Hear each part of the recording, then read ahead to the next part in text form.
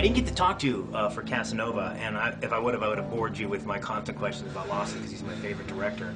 But do you ever did you ever think this year, like, how lucky you were? I mean, you had Terry Gilliam, Lawson, and then, of course, Ang Lee. I mean, you may never get this lucky again.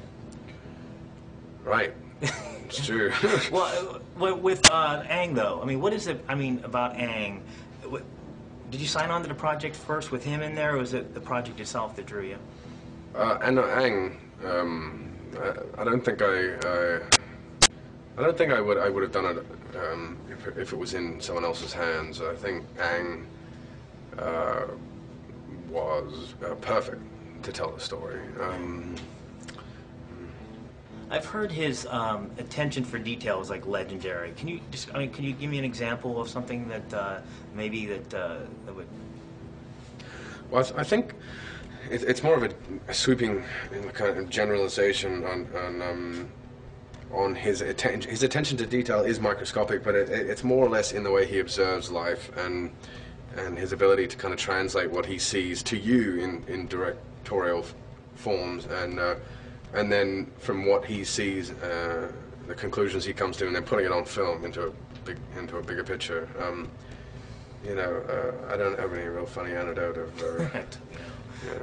There's a scene when you wake up on Brokeback Mountain there where it's freezing cold. You're doing the cold dance, and my first thought was, I bet you he's not acting there. It looked like it was just absolutely freezing.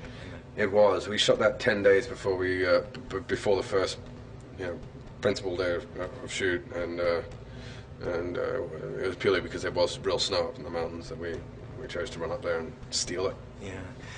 Now, you were cast first in this, right? I don't know. Oh, you don't know? No. Did you ever think, when you got the idea that the script and the story, were you ever concerned about who the other lead was going to be? Because this is whole new territory. I mean, it's one thing to have a chemistry or a bond with somebody else, but in this case, it's a whole different ballgame. Yeah, I think it was definitely important. I wouldn't have just. I don't think I would have accepted the role if it was just any actor. It had to be, obviously a good actor and a good human being, and someone I had respect for and who would have respect for me, and that was Jake. And but I also trusted Ang. He's got. I think I was trusting that he would, due to his attention to detail, spot the perfect Jack Trish. Did, on your short time that you had your on-screen kids and you were with them, did it ever in any way prepare you for what was about to come? No, I don't think anything can really fully prepare you for parenthood. Yeah, so thank you very much, sir. Thanks, mate. All right.